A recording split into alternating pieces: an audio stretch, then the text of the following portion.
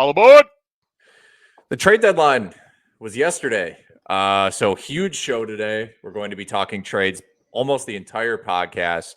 We're kind of roping in the news and the waiver wire into one big section because it's all relevant with the deadline.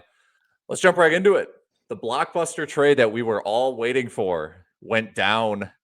Brooklyn sends James Harden and Paul Millsap to the 76ers for Ben Simmons, Seth Curry, Andre Drummond, and two first-round picks. As of right now, not entirely clear when Simmons will start to play for Brooklyn. Obviously, he's been out due to mental health reasons. And it feels like it has to be after the All-Star break. It'd be very shocking because there needs to be a conditioning ramp-up period as well. You have the whole All-Star break. You come back, you integrate with the team at the end of the break, and then you join. You got to learn all those plays where you don't shoot from outside the layup region. Yeah. Ken, do you think Harden has a chance to improve here in Philly? Well, he can't get worse. I mean, he's playing his stats, his 22.5 points a game, his 41% shooting, and his 2.3 trays a game. Those are all 9-year lows for Harden. I mean, guy completely dogged it, in my opinion. So I think they must, at least short term, until he sours on whatever Philly's doing and demands another trade. To say it can't get worse or that he must improve is hilarious to me. Agreed, the percentages are lacking, but he's still averaging 22.5, 8, and 10 assists per game. I think he's second in the league in assists per game. Harden's going to be fine. I think a much better fit next to Embiid. They're basically going to take turns dominating the offense. I like him much more as a fantasy asset with the Sixers. I agree. I think if you are trading him, you are trading low. Like you are selling low. I think if you are, if I would be trying to get James Harden now, is what I'm trying to say. We also had Andre Drummond go to Brooklyn. They got kind of an interesting center thing going on. Not easy to read. You have Drummond, you have Claxton, LaMarcus Aldridge is still there. Blake seems to be getting pity minutes. James Johnson's been playing a decent amount lately. Shannon, do you think Drummond has a chance to start at center and be fantasy relevant, at least more so than he was in Philly? I absolutely do. Honestly, of the members who are of the players who were involved in this trade, Drummond has the opportunity to see the biggest bump. I acknowledge that Claxton's there. It's very possible Claxton will continue to start when he's healthy. But LaMarcus Aldridge to me is not a threat to Andre Drummond, and the reason is because they can share the floor together. You will never see Claxton and Drummond on the floor together. They're too similar. They basically mirror each other skills wise.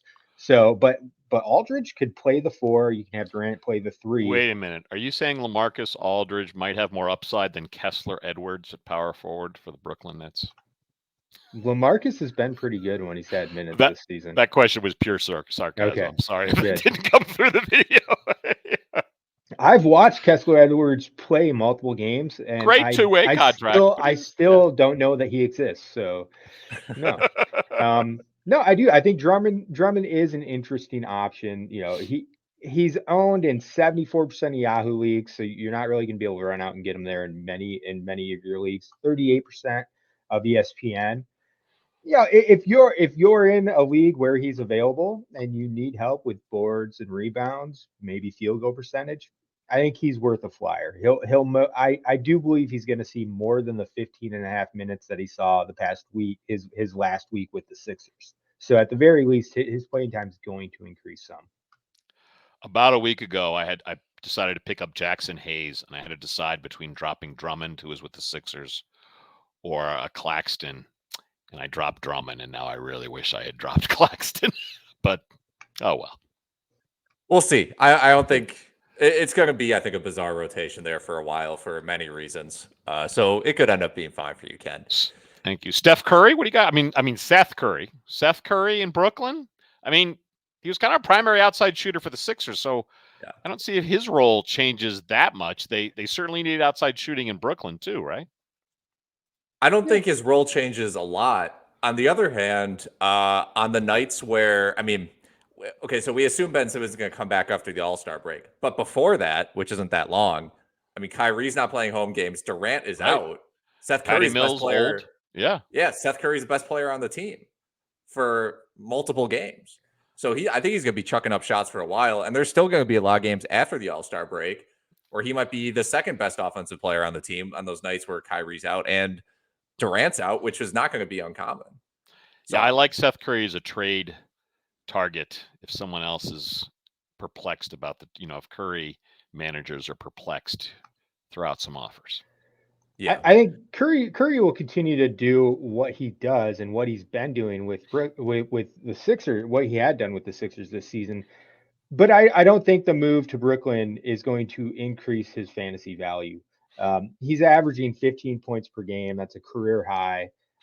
Playing 35 minutes per game, also a career high. Right now, especially on the games when Kyrie sits, Curry will have an elevated role. That might mean less playing time and shots for guys like Cam Thomas and Patty Mills. But really, once this team's healthy, Curry will have a lesser role with Brooklyn than he did with the Sixers. Ken, do you think there are, other than the guys that we mentioned, what kind of moves you looking at? Anybody off the waiver wire? You looking to trade for somebody? You looking to move off somebody? Well, you got to assume Tobias Harris and Tyrese Maxey are going to drop in value here. So if I manage Harris in a few leagues, I'm going to float some trade offers out there while he still has the points per game average he has. Because Alex, tell us what's going on in Boston. Celtics were active at the trade deadline. They got Derrick White and sent out Josh Richardson to the Spurs, along with Romeo Langford, a 2022 first rounder, which right now would be the 18th pick, and a 2028 first round pick swap that is top 1 protected. Seems like the Celtics probably could have negotiated that a little bit more. It does, doesn't it? feels like they could have. Maybe Brad Stevens doesn't plan on being around that long, and that will be someone else's problem. Ken, do you think Derrick White will start or come off the bench? I think they're going to come off the bench. They're 8-1 in their last 9 games, and it's because the starting 5, now that they're all healthy, are red hot, and it's the bench play that was terrible and needs a boost. Now, that said, when Stevens was the bench coach, he liked altering the starting lineup sort of to match opponents, go big and small, depending on who they faced. But Coach Udoka has not been doing that this season anyway. Could be because he had a weak bench, but we'll see. I think White will get the occasional start when Big Al Horford needs a rest, and they'll go small and move Tatum back to power forward. But I think White's going to lead the bench squad. But it'll be very interesting who's their closing squad, which is far more important than who starts. And, basically, big picture, Celtics had too many wings and needed a true point guard. Derrick White's not necessarily, he's kind of still a bit of a combo, but he's averaging a career high 5.6 assists a game. He's a lot closer to a point guard than, frankly, the rest of the Celtic roster. So overall, move makes a lot of sense. This is rare, maybe a show first. I agree with every single thing Ken said. Mark this date and time. Laminate the last 30 seconds. I'm going to frame that. Put it up on the wall. We'll make it RotoWire's first NFT. I think if you mentioned the closing lineup, I do think my guess would be that Horford closes at center, which allows White to close at point guard with Marcus Smart. Now, maybe it depends on, do you need defense? Because if you need defense, then you want Time Lord and Horford out there. Yeah, we'll see. If you're looking for offense. Maybe they're a little more matchup like on closing. Exactly, matchup based. Yeah. That's where I was going to lean. Spurs made other moves though, right, Alex? They dealt Thad Young, Drew Eubanks, and Goran Dragic, plus a pick exchange. Or they traded. For Goran Dragic. Sorry, that got confusing in my own head. Dragic is going to be waived. Drew Eubanks is going to be waived. So they're going to be on whatever team ends up picking them up. Milwaukee, I know, has been rumored for Dragic, as have a few other teams. Spurs basically gave up like an early second for a late first to get from Toronto. So the Spurs add to their pick warehouse. Okay, so Boston also, after getting Derrick White, sent out Dennis Schroeder, Romeo Langford to Houston. Actually, Langford went to the Spurs. Langford did go to the Spurs. Sorry, it's complicated. Yeah, that's all right. Yeah. But the important piece of this, the Celtics got back Daniel Tice. Achtung, baby! Rest in peace, headphone listeners. Sorry about that. Enes Kanter cannot play defense. He also can't shoot from farther than 3 feet away from the bucket. Sorry, Enes Freedom. Yes. This is purely a upgrade in backup bigs. Tice knows the system, wasn't getting any minutes in Houston. I'm very happy to replace Enes Freedom and Bruno with Daniel Tice. Yeah, you're very excited about a role player who may see 5 minutes per game off the bench. I know. I have an unhealthy enthusiasm towards Daniel Tice. I readily admit that, and I apologize. Now on the Spurs, I do want to touch on the Spurs side a little bit because I think this is pretty, makes it a little more interesting. I think getting parting ways with Eubanks and Thad Young show that they probably have some confidence in Zach Collins, who has shown signs of life since returning. He's only played in a couple games so far, but solid averages in those 2 games. 15 minutes per 7.5 points, 7 rebounds, 1.5 steals.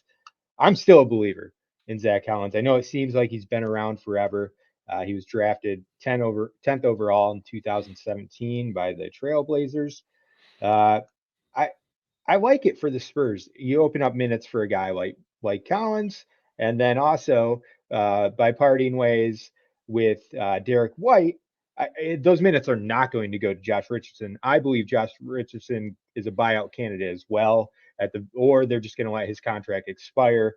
I basically think it's Vassell and Lonnie Walker, Trey Jones, all of their young guards are the guys who are going to eat up those minutes.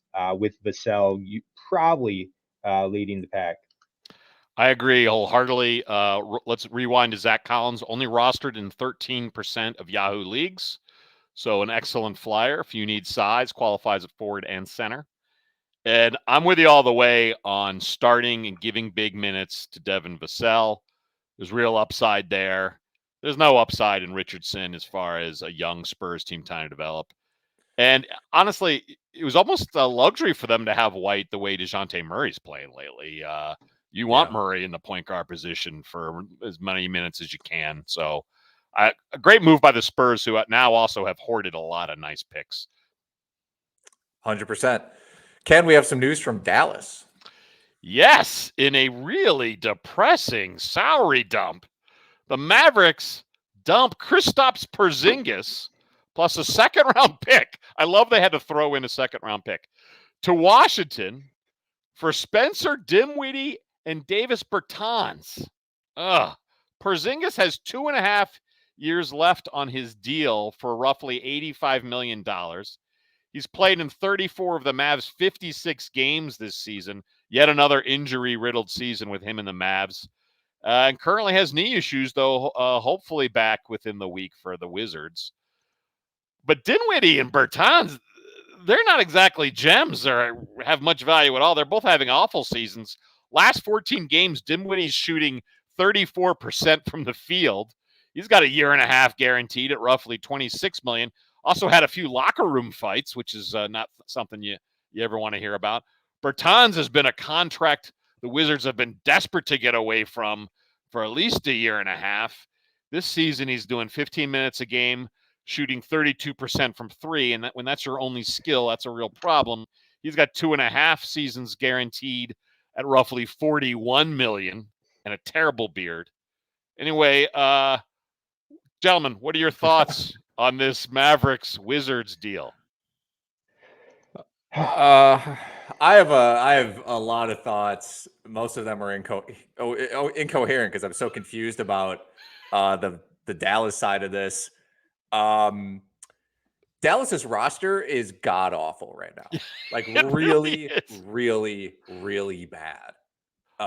They're going to be starting probably Doncic, Brunson, Bullock, Dorian Finney-Smith, who they just signed to a 4-year, $55 million extension, by the way, in the wake of taking on the Bertans contract. They're like, look, we need some good news after moving the unicorn for nothing. Let's give Finney-Smith an extension.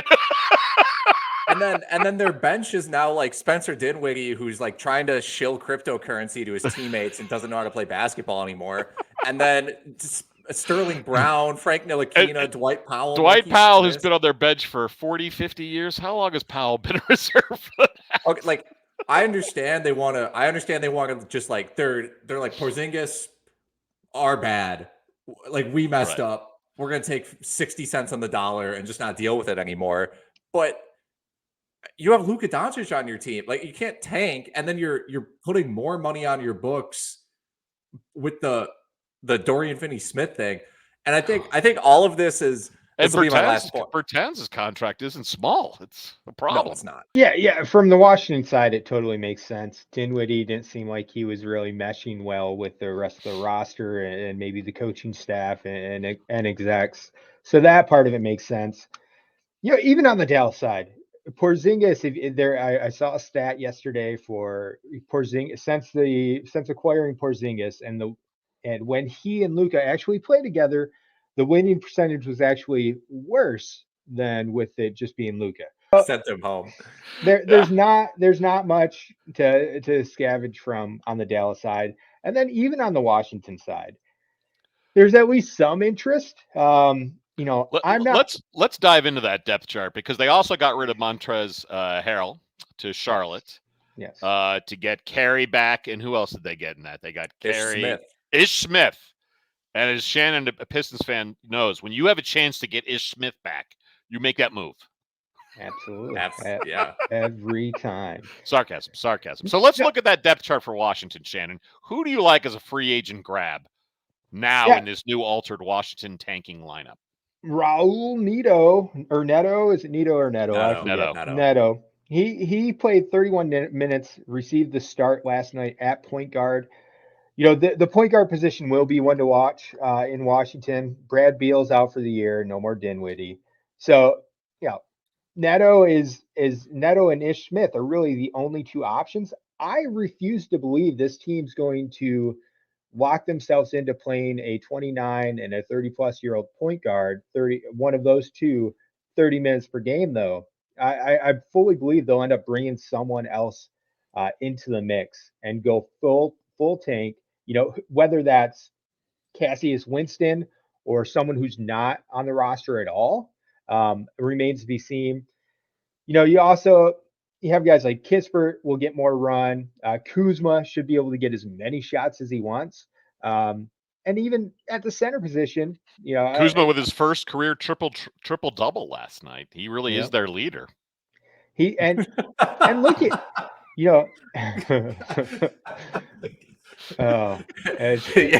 you're absolutely right. Kyle Kuzma is the leader of the Washington Wizards by default, right? I mean, it's. I never thought I'd say that sentence. No, he's been good. Unless I was talking about the big three. I'm sorry. I'm sorry, Shannon. No, you're good. If Porzingis plays for them and gets heavy minutes, he could put up some monster stat lines. I question whether or not he'll play for them at all, or he'll likely play if healthy, but I think they'll sit him as well and be very, very cautious. Yeah, he plays 50% of the remaining games max, I bet. Right. With the goal just being make sure he and Beal are ready to roll, and we build the team around those two for next season. Show enough flash that gets Beal excited, but rest him and tank and get your lottery pick. So then you look at the big men. Thomas Bryant's been the starting center. But even though he's still playing, last night there's no Gafford, no Montrez. They had no one, and Bryant still only played 20 minutes. It's pretty obvious they're not going to roll him out there for 32 minutes per game. Well, I think he's also getting his legs. I mean, he was out for more than a year. He's, I think, a dozen games back. Hey, in 20 minutes, he did have 2 blocks and a steal. Shot 6 for 9. He's going to do nothing but dunk and hit layups. He's good. He's a per minute guy. I mean, he just needs the minutes. He needs his legs aren't going to be under him. But for people that think, Bryant's not going to get minutes because Porzingis is going to play the 5. Porzingis is going to play half the games, and when he does, it'll probably be a power forward. no one's relying on Porzingis to lead the team in rebounds. He's not taking away from Bryant's role in the key. Yeah, and I think Shannon made a good point about this team's not trying to win. On the other hand, the point we make at the very top, Porzingis is not a winning player. Even the games that he plays, will he change their fortunes much? Probably not. We had some trades earlier in the week as well. I do want to point out Reggie Bullock still only rostered 47% of Yahoo teams. We just pointed out how terrible the starters are for Dallas. Yeah. Make sure Reggie Bullock isn't available in your league. Drop Joe Harris, please. Pick up Reggie Bullock. Yeah. We had some trades earlier in the week, Ken. Yeah, Karis LeVert to the Cavs for picks and Rubio's expiring contract. Ricky Rubio's expiring contract. In his debut with the Cavs, he had 28 minutes, which is good to see. 11 points on 11 shots, not particularly efficient. 2 assists, 1 rebound, and a steal. We also had CJ McCollum to the Pelicans for Josh Hart. And of course, you got the big Sabonis and Halliburton deal, really shaking up depth charts in Sacramento and Indiana. My point in adding all of these to the rosters is we don't want to ignore these other trades that occurred earlier than yesterday. So I thought we'd go through.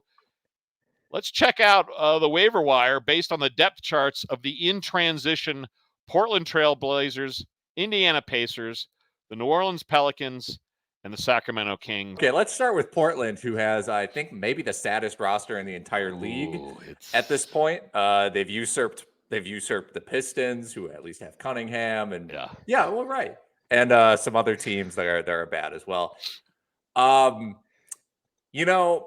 I might be the most intrigued by Justice Winslow, believe it or not, on this roster of players that are available. What do you think? Me too. I mean, he's going from obscurity to starting at the 3. They had him chucking threes in that Laker win, including what almost was the game loser when he missed one there at the end. But my goodness, they're letting him do whatever he wants. Yeah, it's beautiful. It's great. At 33 minutes in 2 starts with Portland, 33 minutes in both of those games. He's got that versatility where he can really provide you rebounds, assists, steals. I don't buy the 3-point shooting or any kind of field goal efficiency with him. The efficiency is going to be the issue, just like it was during his, when he actually received minutes with Miami. But he's worth a look. 12-team leagues. I think he'll be borderline 12-team guy. Definitely more value in a points-based league than a rotisserie league, but absolutely worth a pickup if you need an extra person. Rostered in 25% of Yahoo leagues. What about Josh Hart? I don't think he's available. My guess would be that he's same sort of rostered role, frankly. That he I think for New Orleans. I mean, if you have Hart on your team, congratulations, because he's going to average 19, 8, and 8. He's going to put up Ben Simmons numbers. Yeah, he's 72% rostered, to your point, so not available. Yeah, most leagues. The Indiana frontcourt situation, obviously very different now. The whole team context is different after they dealt LeVert and Sabonis. We have Goga Batadze, only 24% rostered. Has had some up and down games, but definitely shown upside. We have Chris Duarte rostered at only 61% of leagues. That seems low now.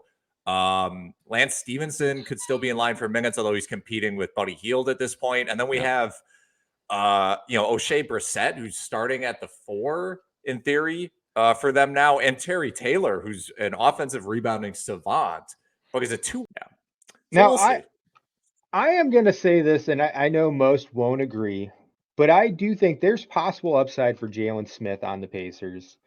I think he could start because Goga and Miles Turner are not going to start alongside each other. That will not happen. But it's possible Jalen Smith could be a fit next to Miles Turner. So not immediate. I need to see it before I would pick him up. It's not even a speculative, free agent rush. Just wait until it actually happens. But I do think there's upside there, and that's something that could happen. If I'm in a dynasty league, a keeper league, I'm stashing guys for next season. That might just be one guy I would take a flyer on. Brissett is not the long-term answer at the 4 for the Pacers. Not at all.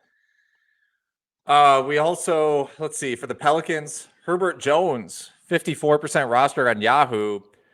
In my opinion, he's been a pickup for 2 months, so I'm not really sure what is going on here. Jackson Hayes, he's been up and down. He started a few games, only had 17 minutes yesterday.